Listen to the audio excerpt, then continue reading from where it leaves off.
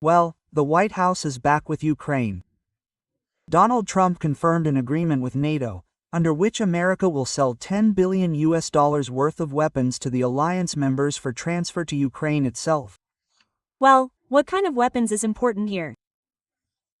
The most important thing is that we will finally have permission for long-range missiles that can hit deep into Russia. Perhaps we will even receive Tomahawks. Well, plus additional Patriot systems. This is already at the expense of the European Union, and the first ones will arrive in Ukraine in a few days. Well, the President of the United States of America gave Putin days to reach a peace agreement. Otherwise, secondary duties. So what forced the White House to change the rhetoric, and is there a chance for peace through force? Olena Cherniakova will tell you now. Putin's nightmare has come true. From now on, NATO will buy weapons for Ukrainians. You will see record flows of weapons. Not only Patriots, what and when can go to our army. Now is not the time to talk about the details publicly. But what finally forced Trump to change the rules of the game, and for a long time? If we don't reach an agreement within 50 days, we will impose very strict tariffs.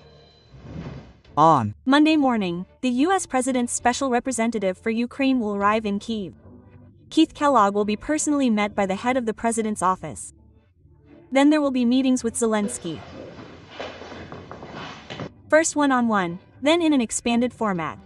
We talked about strengthening air defense, U.S. weapons purchases, and sanctions against Russia.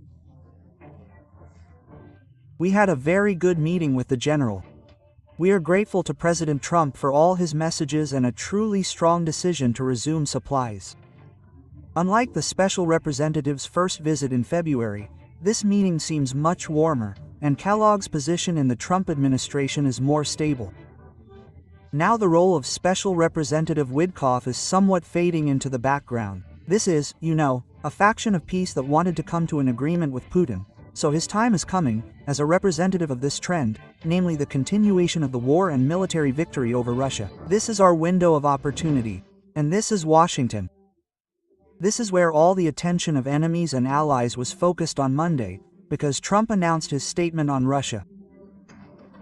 And that's where NATO Secretary General Mark Rutte went.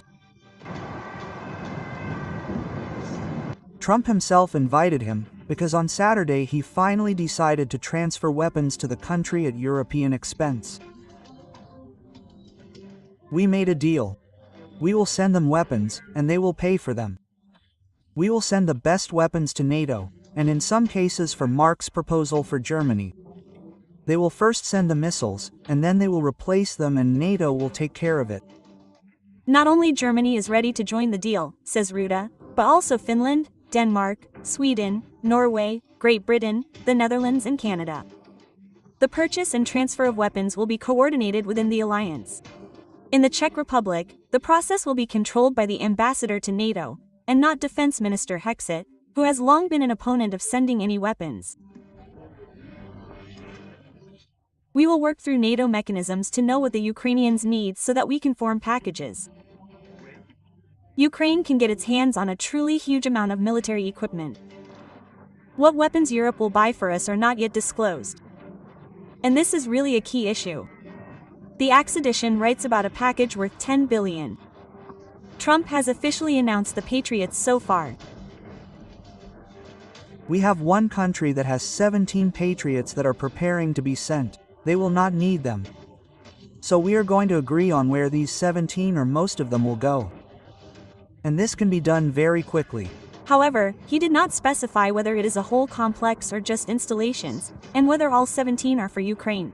Last week, Volodymyr Zelensky said that he was discussing 10 systems with Trump. Germany is ready to pay for 2 of them, Norway is ready to pay for 1. He also mentioned this after a phone conversation with Trump in the evening. I am grateful to Germany and Norway for preparing a new solution regarding Patriots for Ukraine.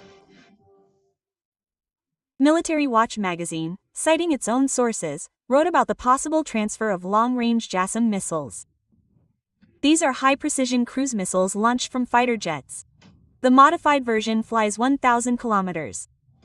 But besides this, Ukraine desperately needs other types. We are interested in unlocking the missiles, supplying AM-7 and AM-9 missiles, because, for example, the AM-9 missile is used by the same Magura surface drones, the main intelligence directorate.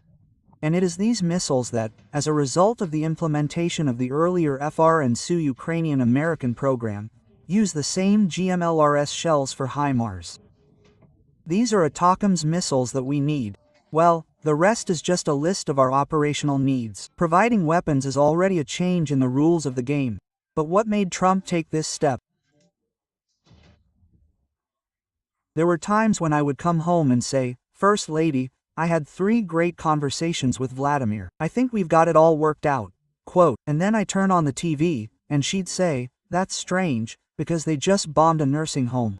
I say that the first time we heard a change in his public rhetoric was after his 6th phone call with Putin in 6 months, on the eve of which the Pentagon had suspended arms supplies for technical reasons.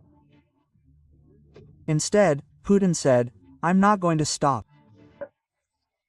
All this can be seen as signals to Moscow and increased pressure on Putin to finally agree to certain compromises regarding the end of the war against Ukraine.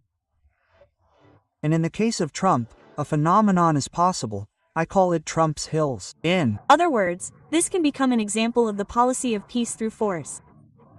Although the American president still hopes that Putin will agree to an agreement and gives another 50 days to conclude it.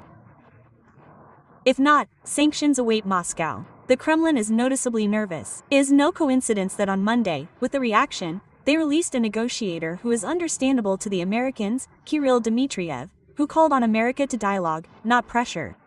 That is why it is so important now for Kyiv to show Washington the economic benefits of this cooperation.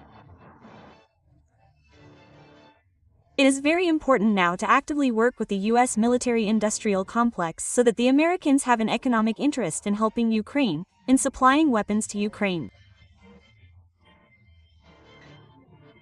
And yesterday it became known that Ukraine and the U.S. signed agreement on the production of chemicals in the U.S., but for our army. Olena Cherniakova, We Are Ukraine, Marathon, the only news.